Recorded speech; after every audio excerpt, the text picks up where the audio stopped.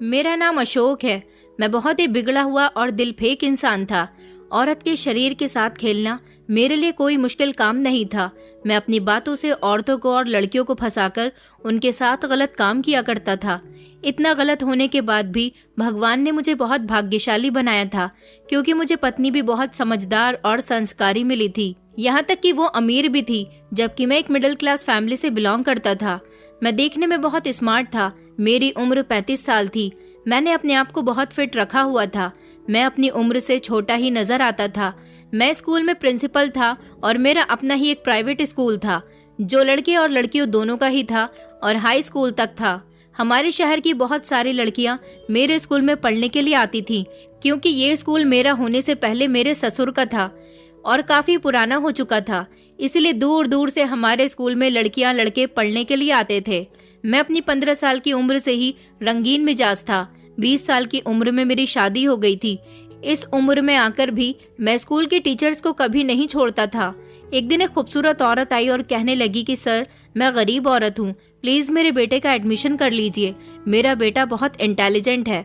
मैं अपने बेटे को पढ़ाना चाहती हूँ और अपने बेटे को पढ़ा लिखा कर किसी काबिल बनाना चाहती हूँ। वो औरत बहुत उम्मीद लेकर मेरे पास आई थी। तब मैंने उसे एक ऑफर दी और कहा कि तुम्हारे बेटे की यहाँ पर एजुकेशन फ्री में हो सकती है। मेरी बात सुनकर वो बहुत खुश हो गई थी, लेकिन फिर मैंने उसे जब अपनी डिमांड बताई तो उसके होश उड़ गए थे। मैंने उससे कहा कि तुम्हें मेरे साथ एक रात गुजारनी होगी। इसके बदले तुम्हारा बेटा यहाँ पर फ्री में अच्छी शिक्षा प्राप्त करेगा। वो औरत मजबूरी में आकर मेरी बात मान गई और मेरे साथ टाइम स्पेंड कर लिया। लेकिन उस दिन जब मैं अपने घर गया तो मेरे पैरों तले से जमीन निकल गई थी, क्योंकि मेरी अपनी पत्नी ही कुछ ऐसा कर रही थी जिसे देखकर मुझे अपनी आंखों पर विश्वास नहीं हुआ और मुझे अपनी पत्नी पर बहुत गुस्सा आया था। मेरे क्लास की एक स्टूडेंट काफी देर से स्कूल के बाहर खड़ी हुई मेरा इंतजार कर रही थी। स्कूल की आया मुझे कई बार उसके बारे में इंफॉर्मेशन दे चुकी थी, लेकिन मैं बिजी होने की एक्टिंग कर रहा था। और फिर मैंने कई घंटे लगाकर जब उस लड़की को खूब तंग कर लिया तो स्कूल की आया को साफ साफ कह दिया कि अगर ये लड़की अंदर आई तो मैं तुम्हें नौकरी से निकाल दूंगा। मेरी बात सुनकर आया बहुत घबरा गई थी। वो अपनी ड्यूटी अच्छे से निभा रही थी, लेकिन जिसको मैंने अपने ऑफिस के दरवाजे पर रोक कर रखा था और अपने लिए ये समझ रहा था कि वो 2-3 घंटे से बाहर खड़ी रहकर थक हार कर थोड़ी देर बाद खुद ही वहां से चली जाएगी। मगर ये मेरी गलत फहमी थी, बल्कि वो लड़की तो ऑफिस के अंदर और मुझसे मिलने के लिए मचल रही थी। उसे इंतजार करते हुए जब ज्यादा समय हो गया तो उसने हंगामा काटना शुरू कर दिया था। वो ऑफिस के बाहर जोर जोर से चिल्ला रही थी।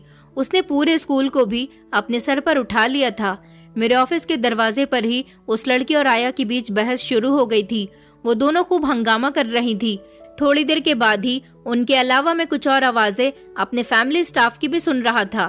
तभी अचानक मेरे होश उड़ गए। इससे पहले कि पूरे स्कूल में लड़ाई की खबर लीक हो जाती, मुझे इस लड़की को रोकना ही था। मैं एक झटके से अपनी सीट से उठा और ऑफिस के दरवाजे को खोलकर बाहर आ गया था।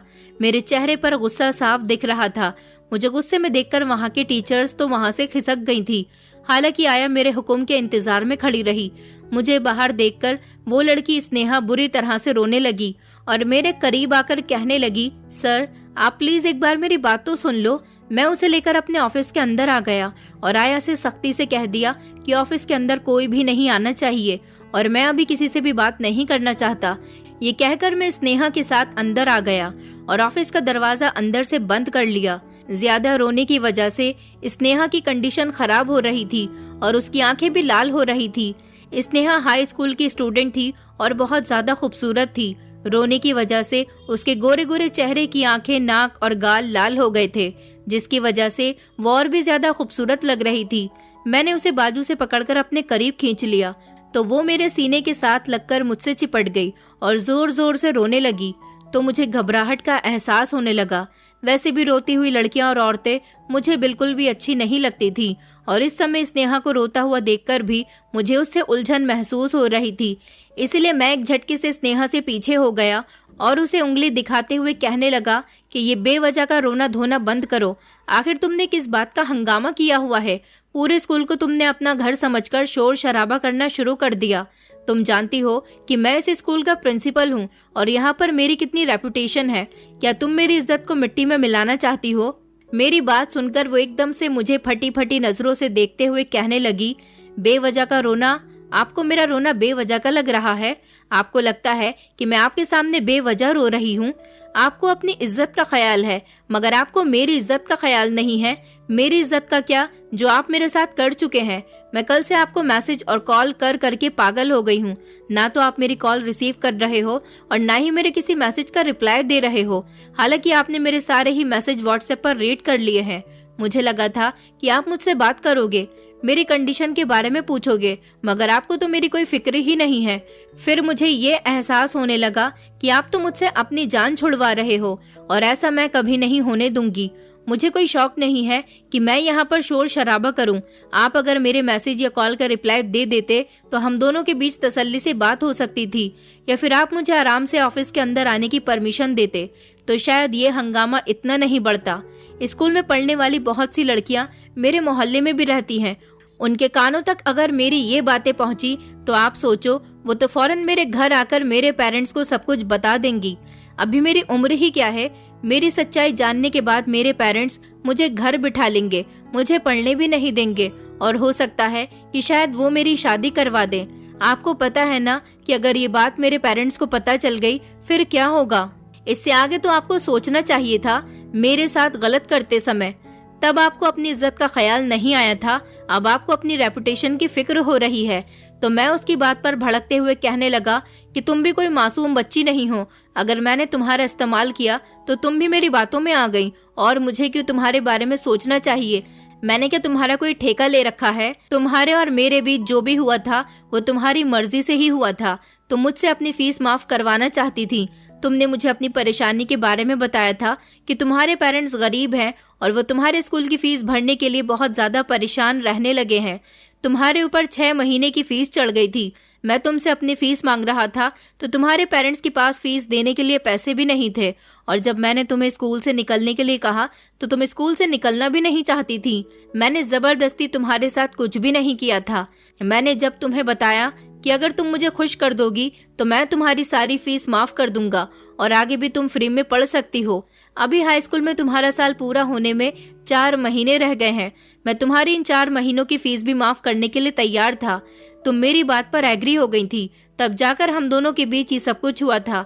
इस सब में मेरे अकेले की ही गलती नहीं है, तुम भी इसमें बराबर के हिस्सेदार हो। ये बात तुम अच्छे से जानती हो। मेरी बात सुनकर वो एकदम से बिखर गई। मेरे साथ ये सब करने से पहले आपने ऐसी कोई बात नहीं की थी। उस समय तो आप मेरी तारीफ में जमीन आसमान एक कर रहे थे। कह रहे थे कि मुझ जैसी टैलेंटेड लड़की को स्कूल की जरूरत है ताकि आपके स्कूल का नाम रोशन हो सके, और मुझ जैसी टैलेंटेड लड़की अगर इस स्कूल को छोड़कर चली गई तो आप लोगों का भी नुकसान होगा।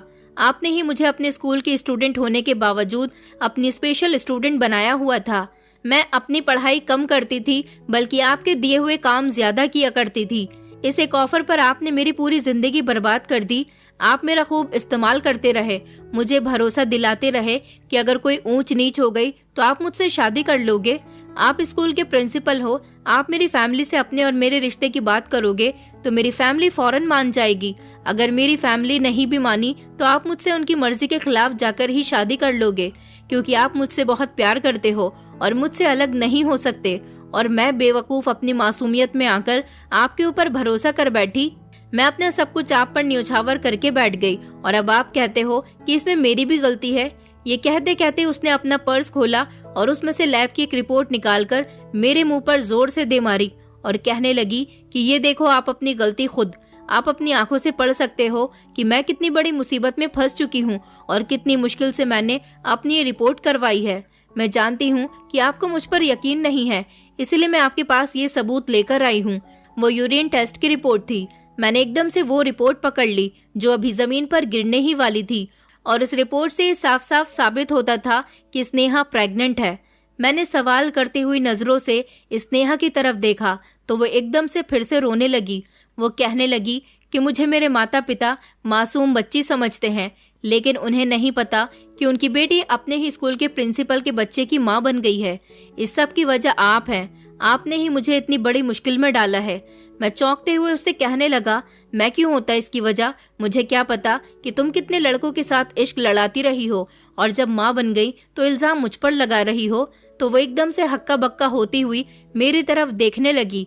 मेरी बात सुनकर तो काफी देर तक उसे यकीन ही नहीं आया था कि ये सब मैं कह रहा हूँ। कुछ देर के बाद जब वो अपने होश में आई तो वो फिर से रोने लगी और कहने लगी, आपको मानना ही पड़ेगा कि ये बच्चा आपका ही है। मुझे अच्छी तरह से याद है जब आपने मुझे अपने प्यार के जाल में फंसाया था तो मैं ना समझ थी। मैंने आपके अलावा किसी को अपने आप को छूने तक नहीं दिया था और मैं कुंवारी थी, और पहली बार कुंवारापन खत्म करने वाले मर्द से बेहतर ये बात कौन जान सकता है। फिर भी आप मुझ पर गलत इल्जाम लगा रहे हो कि मेरा दूसरे लड़कों के साथ अफेयर था। मेरा किसी के साथ कोई अफेयर नहीं था और मैं आपके प्यार के जाल में भी सिर्फ मजबूरी में फंसी थी क्योंकि मेरे पास फीस देने के लिए पैसे नहीं थे। वो कहने लगी कि कोई बात नहीं, मैं कोई अनपढ़ जाहिल नहीं हूँ, भले ही हाई स्कूल कर रही हूँ, लेकिन इतना तो जानती हूँ कि आप जैसे लोगों के साथ क्या करना चाहिए। मैं आपकी बातों से डरने वाली नहीं हूँ, मैं आपको अदालत तक घसीटूंगी। आप औरत की ताकत को नहीं जानते। मेरी उम्र भले ही अभी कम है, मगर मैं लड़कियों के साथ हो रहे जुल्म को अच्छी तरह से जानती हूँ। आपने भी तो मेरे साथ जुल्म ही किया है, जिसकी सजा आपको मिलनी चाहिए। पहले तो मेरा इरादा था कि मैं इस बच्चे को खत्म कर देती हूँ, इसके बारे में किसी को कानो कान खबर भी न हो, लेकिन अब सवाल मेरे कैरेक्टर पर आ गया है तो आप यकीन कर लीजिए कि मैं अपने कैरेक्टर पर लगा हुआ दाग जरूर मिटाऊंगी। मैं अबॉर्शन कभी भी नहीं करवाऊंगी, बल्कि इस बच्चे का जन्म होने के बाद मैं इसका डीएनए टेस्ट करवाऊंगी और फिर इस बात का फैसला तो अदालत करेगी कि इसका पिता कौन है। आप मेरी बात का यकीन कीजिए, मैं खुद तो सबके सामने जलील हो जाऊंगी, मगर आपको भी कभी इज्जत से जीने नहीं दूंगी। जैसे आपने मेरी इज्जत पर दाग लगाया है, मैं आपकी इज्जत पर भी ऐसे ही दाग लगाकर रहूंगी। आपने मेरी मजबूरी का फायदा उठाया है। मैं भी दुनिया को बताऊंगी कि स्कूल की आड़ में आपने लड़कियों की इज्जत के साथ खेलने का अड्डा खोल रखा है, जहां पर आप भोली भाली लड़कियों की मासूमियत के साथ खेलते हो। आप अच्छी तरह से जानते हो कि आपका वास्ता इस बार चंद पैसे देकर खामोश हो जाने वाली लड़की से नहीं पड़ा। वो मेरी आंखों में आंखें डालकर मुझे चैलेंज करने वाले अंदाज में बोल रही थी, तो एक पल को तो मैं भी उसकी बात सुनकर शॉक्ड रह गया था, क्योंकि वो कम उम्र की दिखने वाली लड़की इतनी ज्यादा चालाक होगी मैंने कभी सोचा भी नहीं था। इस समय मुझे अपना नाम, बिजनेस और अपनी इज्जत सब कुछ दांव पर लगा हुआ महसूस हुआ, और सबसे बढ़कर ये कि मैं एक फैमिली वाला था। मेरे बीवी बच्चे थे। अगर किसी तरह ये बातें मेरे घर तक पहुंच जाती तो मेरी पत्नी और मेरी जवान बेटियों पर इसका क्या असर पड़ता। मेरी पत्नी, जिसके पैसे पर मैं ये स्कूल की बिल्डिंग बनाने में कामयाब हुआ और इतनी कामयाबी से अपना बिजनेस चला रहा था, वो सब कुछ बर्बाद हो जाता, क्योंकि मैं अपनी पत्नी को बहुत अच्छे से जानता था।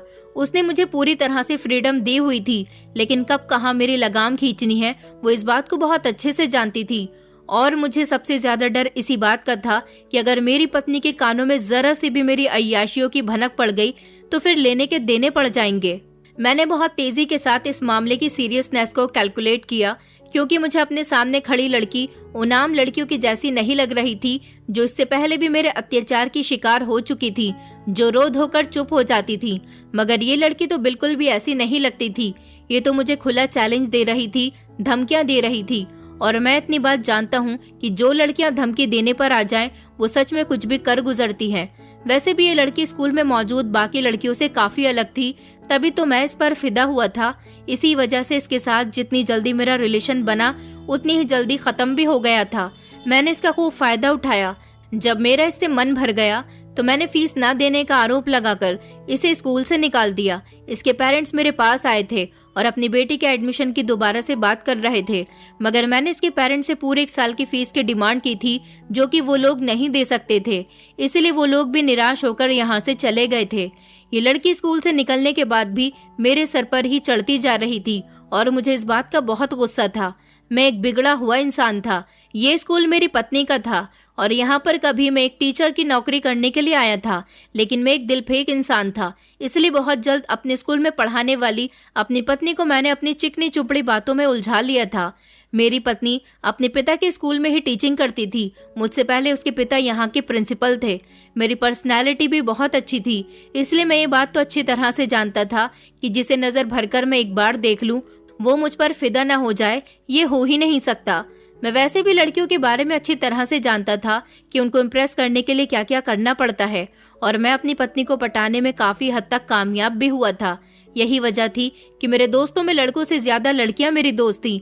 ये और बात है कि मैंने उनमें से किसी के साथ भी शादी की कमिटमेंट नहीं की थी, लेकिन मैंने स्कूल में टीचिंग करने के दौरान ये सोच लिया था कि मुझे भावना से ही शादी करनी होगी, जो इस स्कूल के प्रिंसिपल की इकलौती बेटी थी। इस फैसले को करने की मेरी दो बड़ी वजह थी। एक तो वो अपने पिता के मरने के बाद इस बड़े स्कूल की अकेली मालकिन थी, जिसकी महीनों की लाखों की सैलरी थी, और दूसरी ये कि वो कुंवारी थी और उसके पिता उसके लिए कोई अच्छा लड़का तलाश कर रहे थे। कुछ दिन बाद जब प्रिंसिपल साहब इस दुनिया से चले गए तो मेरी पत्नी स्कूल की प्रिंसिपल बन गई थी। धीरे धीरे वो मुझसे प्यार करने लगी थी। उसकी आंखों में मैंने देखा था कि वो मुझसे शादी करना चाहती है, वो मेरे साथ सेटल हो जाना चाहती थी। तो फिर मैंने एक तीर से दो निशाने करने के बारे में सोचा कि बजाय इसके कि मैं अपनी सारी जिंदगी यहाँ पर टीचर बनकर गुजार दूं, क्यों ना इस लड़की से शादी करके मैं ही स्कूल का मालिक बन जाऊं। इसलिए मैंने भावना को और ज्यादा इम्प्रेस करना शुरू कर दिया। पहले उसके सामने अप्रिशिएट होकर उसे ये जताया कि मैं कितना मेहनती इंसान हूँ, और उसके बाद मैंने अपनी मोहब्बत की शीशी में उसे ऐसे उतारा कि वो मेरी मोहब्बत में दम भरने लगी, और उसने मुझे एक दिन खुद ही शादी के लिए प्रपोज कर दिया। तो मैंने एक सेकंड भी गवाए बिना उसे फौरन ही हाँ कर दी, और शादी होने के बाद धीरे धीरे मैंने उसकी सीट पर ऐसा कब्जा किया कि उसे बिल्कुल ही घर का बनाकर रख दिया था। ऐसा नहीं था कि वो स्कूल से बिल्कुल ही कट ऑफ हो गई थी, बल्कि वो कभी कभी विजिट पर आती थी। तो ऐसे में मैं अपनी पूरी कोशिश करता था कि उसे कुछ भी ना पता चले।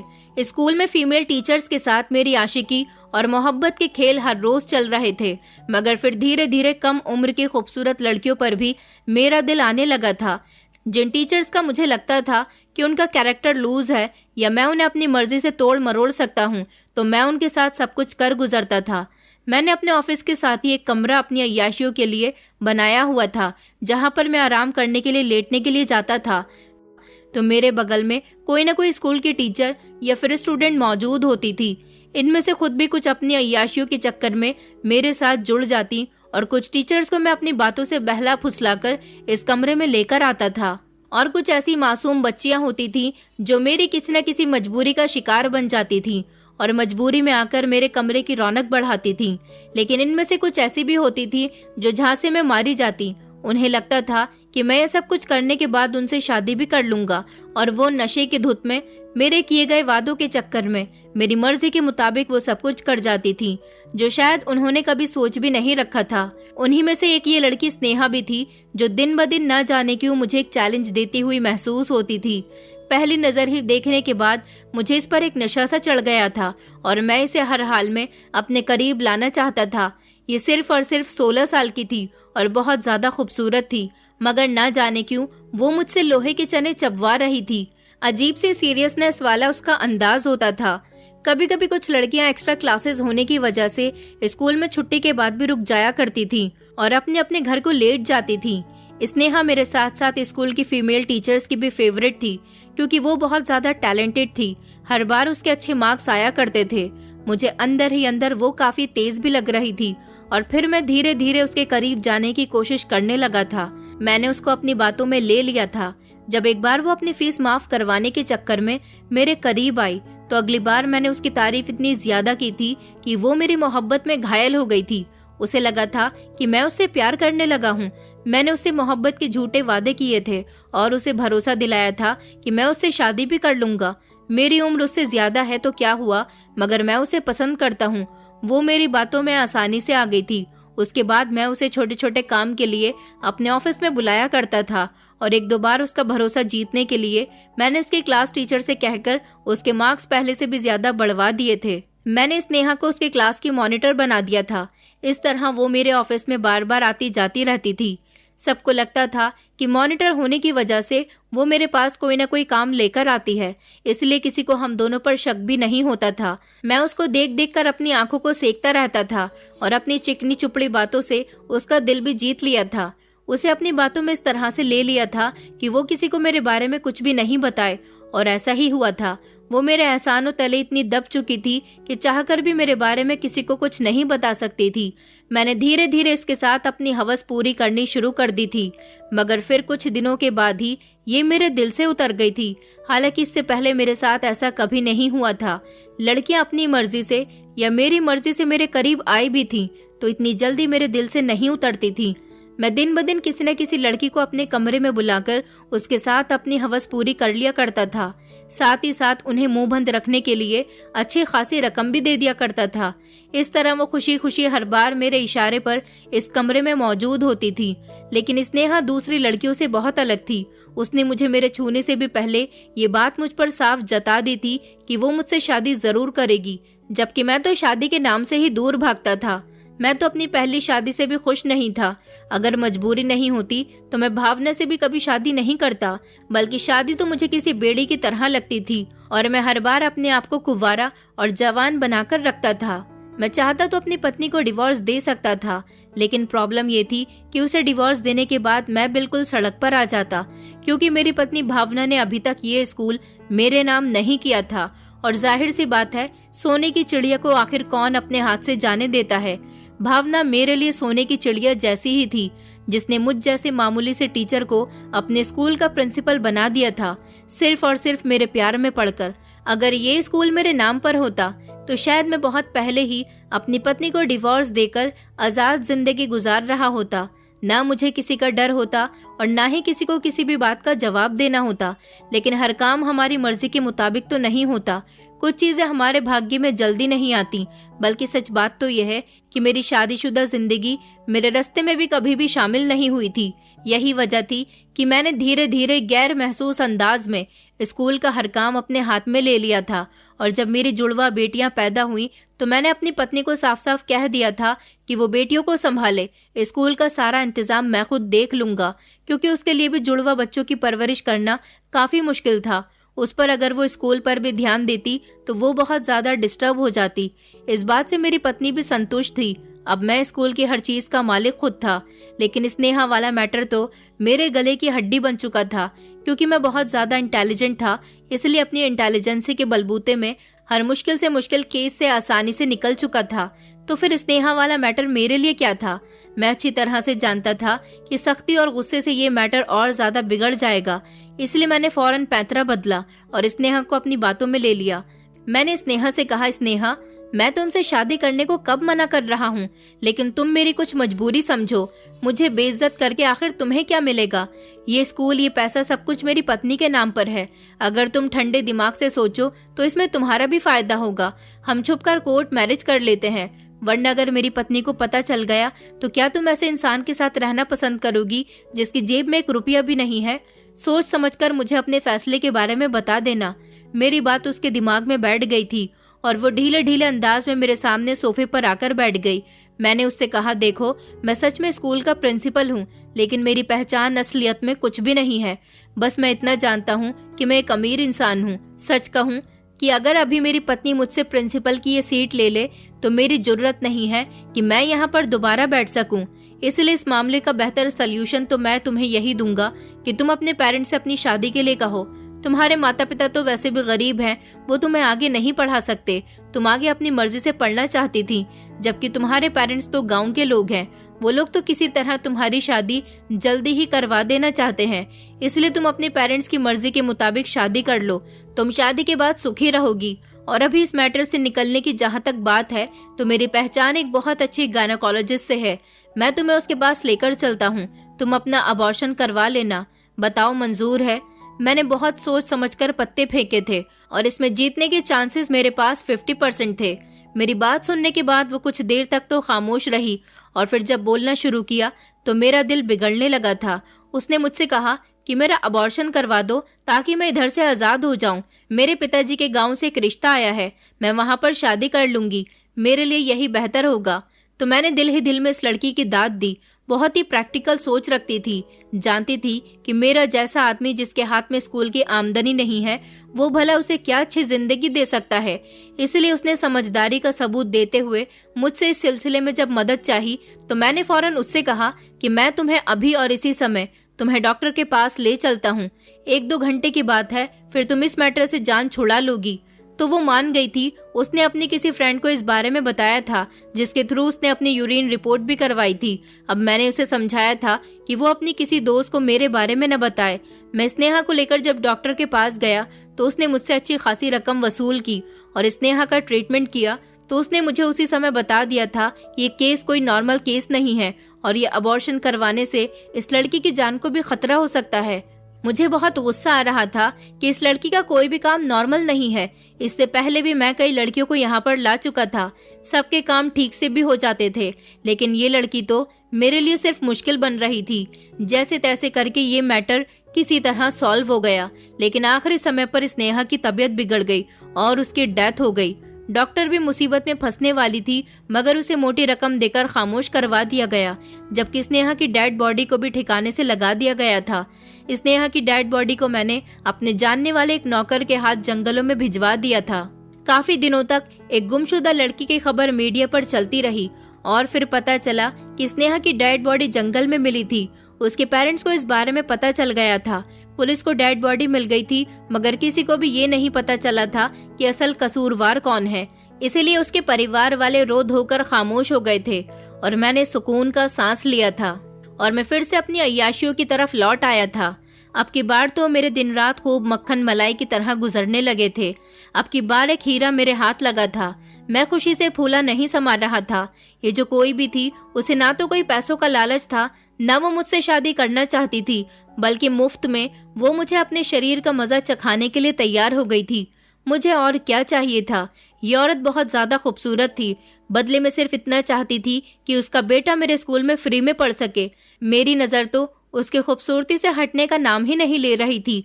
उसने कहा था कि मेरा बेटा बहुत ज्यादा इंटेलिजेंट है, लेकिन मेरे पास इतनी फीस नहीं है।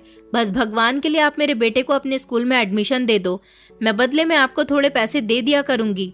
वो बहुत ज्यादा मजबूर थी, इसलिए मैंने उसकी मजबूरी का फायदा उठाया। मैंने उसके बारे में डिटेल भी पता की थी, जिसके बाद मुझे पता चला था कि उसका पति मर चुका है और वो अपने एक बेटे के साथ किराए के मकान में अकेली रहती है। लोगों के घरों में काम करके अपना और अपने बेटे का गुजारा करती है। मुझे ये औरत अपना आसान शिकार नजर आई थी, क्योंकि ये कुंवारी भी नहीं थी जो नखरे दिखाती। और दूसरी बात, यहाँ पर पैसों के लेन देन का भी कोई मामला नहीं था, बल्कि उल्टा मैं उस पर एहसान करके उसके बेटे को अपने स्कूल में एडमिशन दे रहा था। जब से उसके बेटे ने स्कूल में एडमिशन लिया था, मैं बहाने बहाने से इस औरत को अपने स्कूल में बुलाता था।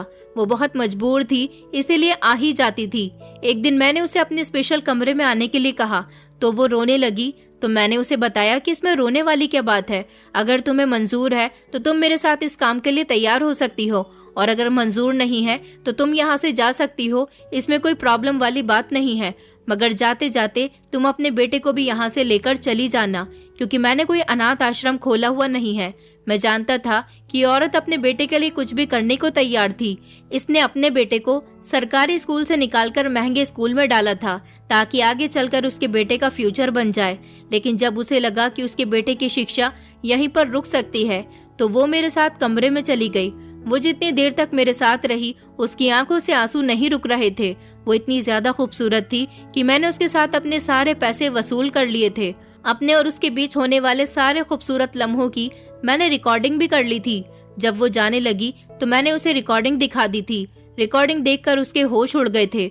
उसने मुझसे वीडियो डिलीट करने के लिए कहा तो मैंने उससे कहा कि ये वीडियो डिलीट हो जाएगी, लेकिन तुम्हें मेरे बुलाने पर हर बार आना होगा, क्योंकि मैं जानता था कि ये हर बार तो मेरे बुलाने पर नहीं आएगी। इसीलिए मैंने इतना कड़ा बंदोबस्त कर दिया था कि अगर वो अपने बेटे को यहाँ से लेकर जाना भी चाहेगी तो नहीं जा पाएगी। मैं बहुत ज्यादा खुश हो रहा था, क्योंकि मुझे ऐसी कमजोर और बेबस औरतें बहुत पसंद थीं। इस औरत का इस्तेमाल मैं कभी भी कर सकता था। ये मेरे लिए अब ऑल टाइम बन गई थी। मैं इसी बात से खुश होते हुए अपने घर की तरफ आ रहा था, लेकिन अंदर से मुझे जोर जोर से रोने की आवाज सुनाई देने लगी। तो मैं दौड़ता हुआ दरवाजा खोलकर अपने घर के अंदर दाखिल हुआ। मैंने देखा कि मेरी बेटी बुरी तरह से रो रही है और मेरी पत्नी उसे मार रही है। मैंने एकदम से अपनी पत्नी को गुस्से से पीछे धकेला और अपनी पत्नी के सामने आकर खड़ा हो गया। वो बार बार मुझसे कह रही थी कि आप हम दोनों के बीच से चले जाओ। मैं आज इस लड़की को जिंदा नहीं छोड़ूंगी। मुझे भगवान ने सिर्फ 2 जुड़वा बेटियां दी थी। मैं अभी तक एक बेटे के लिए तरस रहा था, इसलिए कभी बेटियों की आंखों में आंसू नहीं देखे थे। अपनी बेटियों को दुखी देखकर मेरा दिल जल जाता था। मैंने कभी ना तो खुद अपनी बेटियों पर हाथ उठाया था और ना ही कभी अपनी पत्नी को उठाने दिया था, लेकिन मेरी पत्नी बार बार मेरी बेटी को मारने की बात कह रही थी।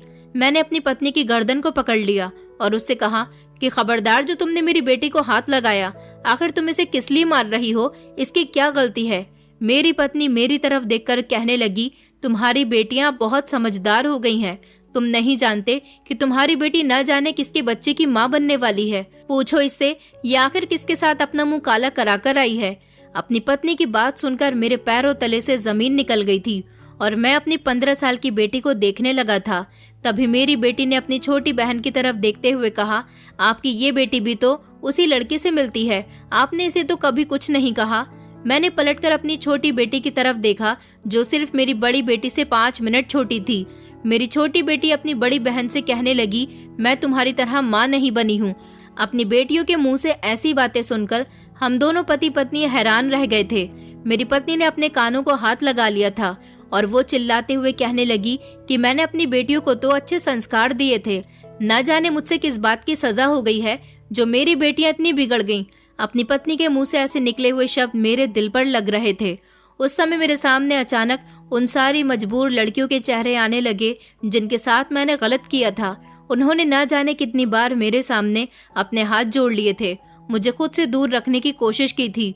वो मेरे सामने बिलख बिलख कर रोई थी, गिड़गिड़ाई थी, लेकिन मैं तो हवस के नशे में धुत होकर उनके शरीर के साथ खेलता रहा। मैं समझता था कि शरीर का खेल सिर्फ मेरे ऑफिस के कमरे तक ही मौजूद है, मगर नहीं, ये तो मेरे घर पर बल्कि मेरी बेटियों के बेडरूम तक पहुंच गया। जैसी करनी वैसी भरनी के रूप में मेरे सामने आ खड़ा हुआ था। मैं कल दूसरों की बेटियों की इज्जत के साथ खेल रहा था, आज कोई मेरे ही घर में घुसकर मेरी दोनों बेटियों की इज्जत के साथ खिलवाड़ कर रहा था। मुझे मेरे किए की सजा मिल गई थी। आज मेरी बड़ी बेटी अपने ही बॉयफ्रेंड के बच्चे की माँ बन चुकी है और उसी बेटी के बॉयफ्रेंड ने मेरी छोटी बेटी को भी अपनी गर्लफ्रेंड बनाया हुआ था। मेरी पत्नी ये सब कुछ देख करके पागल हो गई थी। आज मेरी बेटियां उसी रास्ते पर चल रही हैं जिस रास्ते की शुरुआत मैंने की थी। मुझे अपनी गलती का एहसास हो गया। मैंने जिन लड़कियों की वीडियो बनाई थी उनकी वीडियो भी डिलीट कर दी है और जिनके साथ मैं गलत कर चुका था उनके लिए मैं भगवान से माफी मांग चुका हूँ, क्योंकि उनसे माफी मांगने की मेरे अंदर हिम्मत नहीं है। आज मेरे घर के हालात पूरी तरह से बिगड़ गए। मेरी पत्नी ने जितने अच्छे संस्कार मेरी बेटियों को देने की कोशिश की थी वो उतनी ही ज्यादा बिगड़ गई थी। आखिर वो अपने पिता पर गई थी। मेरी पत्नी तो ऐसी बिल्कुल भी नहीं थी। मेरी बेटियां बहुत बिगड़ गई हैं, अपने पिता की किसी बात को नहीं सुनती। अपनी माँ के पागल होने का उन्होंने खूब फायदा उठाया और आज वो लड़कों के साथ खूब रिलेशन बना रही हैं। मुझे मेरे किए की सजा मिल रही है। मैं अपने हाल पर बहुत शर्मिंदा हूँ। बस भगवान से प्रार्थना करता हूँ कि वो सब लड़कियाँ मुझे माफ कर दें जिनके साथ मैंने गलत किया था, और भगवान मेरी बेटियों को भी ठीक कर दे, क्योंकि अपनी बेटियों की वजह से मेरी भी बहुत बदनामी हो चुकी है। दोस्तों, उम्मीद करती हूँ आपको हमारी कहानी पसंद आई होगी। कहानी पसंद आई है तो वीडियो को लाइक करें, चैनल पर नए हैं तो चैनल को सब्सक्राइब करें और हाँ, नोटिफिकेशन बेल को जरूर दबाएं ताकि अगली अपडेट सबसे पहले आपको मिले।